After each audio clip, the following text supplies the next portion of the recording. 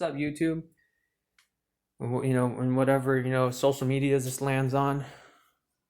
So I'm talking about, just, what's been happening recently. A lot of shit's been going on, right? And, it all, stemmed down from what, from about just a few years now. I used to be a heavy, drug addict, and I used to drink a lot too. I used to steal people's shit, just to get what I needed. And now people are stealing my shit. It's crazy. They can say, "Oh, that's what happens." But literally, if I was stealing somebody's shit, they'd be like, or if I was taking somebody's shit and just, and then just, hiding it from them, and then it just appears out of nowhere, just fucking randomly one day. Dude, wouldn't you question some shit too? Literally, that's what happened yesterday. But they don't want to talk about it. But I'm talking about it. But yeah, about 2 years ago, I was in New Mexico. But before I went to New Mexico, I was in Needles, California, trying to get on a train. And then the train conductor wouldn't let me on the train because there was this guy and he had a dog. And I know, and he was asking me, he was asking people, "Hey, you want this dog?" I'm like, well, I was the first person. I'm like, "Yeah, I'll take the dog," and I didn't even ride the train because I took the dog, and the conductor wouldn't let me pay for the fee. And that's who's sitting out here right now. My dog right here. Sometimes I don't feel like he's here. Sometimes I feel like he's imaginary, but he's right there. Right, Bob? But yeah, that's my dog. I got him from the city of Needles, just he's been with me for a few years now. But we were sitting outside the train station all night, and I was praying to God because my grandma gave me a cross. My grandma in Fort Mojave, Arizona, not Needles. But yeah, my grandma gave me a cross. So I was sitting there praying to God, and then I was sitting out there probably till 4 or 5 in the afternoon, and then I went to this place called Cubs Liquor. Shut up. I went out to this place called Cubs Liquor, and I called my mom, and out of the corner of my eye, I see my mom driving down Needles, California. She's driving down Broadway Street, and then she's going to my grandma's house. So, I called her on the phone. I called right when I seen her car. I called her on the phone. I'm like, "What are you doing passing Needles?" She's like she couldn't even get the words out because I seen her, bruh. You know what I mean? Like, what the fuck are you doing in Needles? You can go and call my grandma, and what are you gonna do? Talk some shit? Oh, let's make up a story so we can sound good to everyone here in the fucking in here in Fort Mojave and Bullhead and Needles, right? And their whole story was that they took me at 10 o'clock in the morning when I was out at this train station till 4 or 5 in the afternoon, and then they took me to New Mexico, and then I was out there. I was at my uncle's for a good month to 2 months before I hit the church recovery, and my uncle and them, they're all using me. I had that the stupid fucking, not the stimulus, but the card where they loaded the money up, it was sent by the government and shit like that. I had that card, and I was being used for my money out there. And I guess that was a lesson for me to learn to watch who you trust, even your fucking family. I was out there for like a month or two, and they were using me for my money. They didn't even want me to get a job because they didn't want that card to go away. They didn't want that money to stop coming in. I've been wanting to work even when I was out there. And it's kind of hard too trying to work and be around gang shit cuz my uncle's a Crip bitch. My uncle's a Crips bitch. And my uncle literally got shot in the head to save his fucking ass. And I love my uncles. I love my family. But you guys aren't going to sit there and talk shit and talk amongst yourselves about me if I'm not in the picture. That's not how it fucking works. That goes for all my family too. I was sitting out, it just, I didn't have a good time there.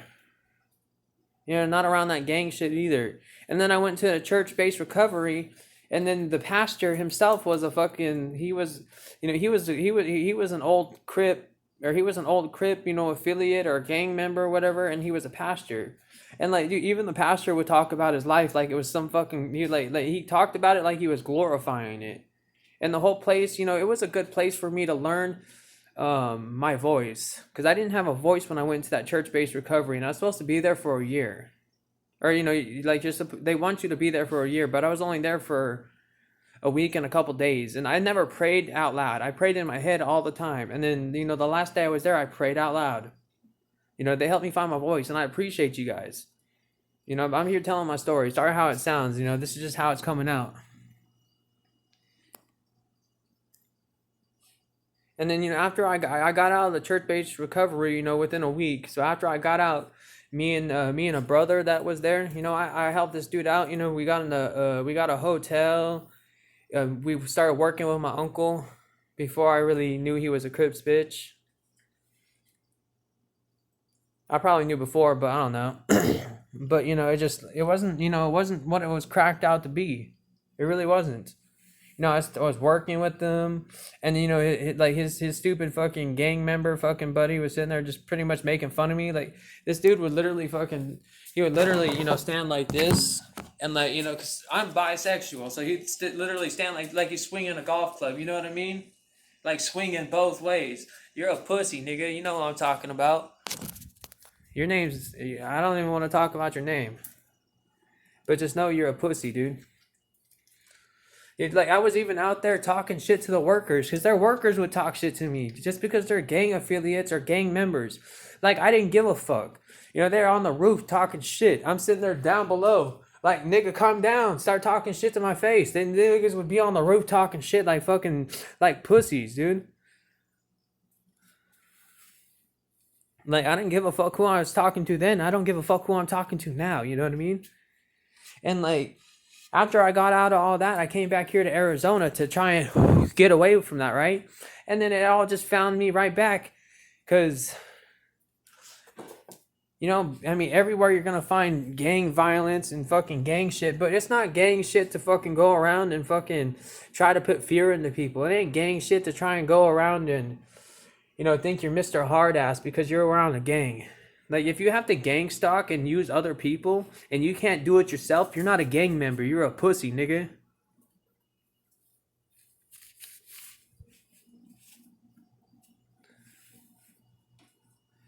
Just coming around here too, there's Crips and Bloods around here. Like, there's people literally around this community. There's people here over off, I don't want to give you my address, but I'm off Dyke Road.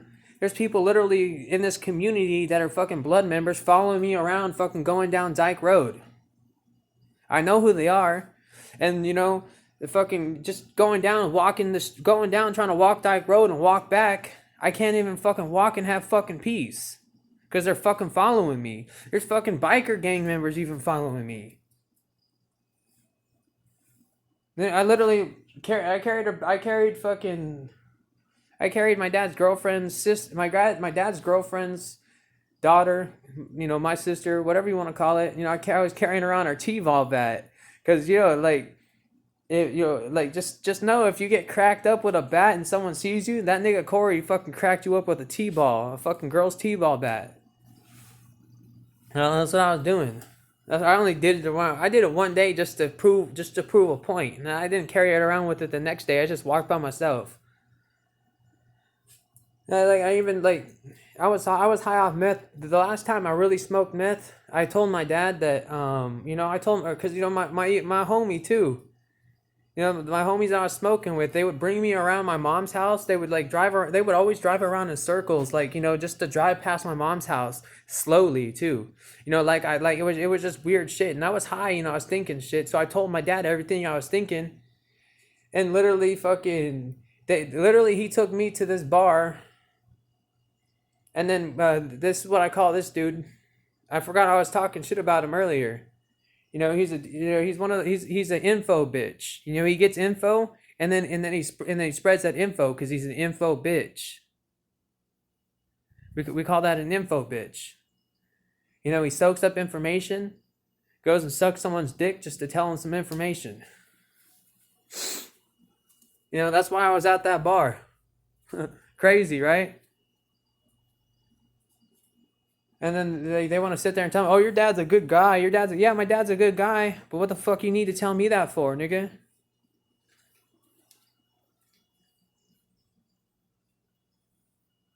You know, and I be getting followed around by everywhere. Everywhere I go, I see niggas following me. If they ain't following me anymore, I know they're not. But it's just like, you know, I got to get this message out. Niggas really need to stop fucking around with me, dog. I ain't playing. I'm not playing, dude. And you know, like even so, like me and my dad got into this confrontation, right? And literally out here in the garage, this is where he threw me around in the garage, around fucking my dad's girlfriend's daughters, where he threw me around in the garage, called the cops, and then you know there was supposed to be a citation being wrote, right? Because we were supposed to go to court, and you know domestic violence in Arizona, that is not allowed, right? But they didn't arrest my dad for domestic violence. You know how crazy that is?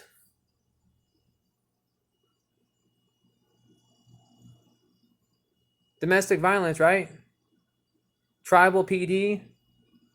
You just let your tribal members get away with what they get away with, and you're literally letting these blood members fucking drive around fucking this community, terrorizing people and paying people off with their money, with their drug money. You're okay with that, Tim Williams?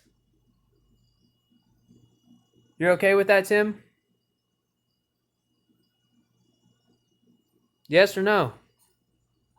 Ashley? OSHA? Any of you? Now, this is my message. Have a nice day.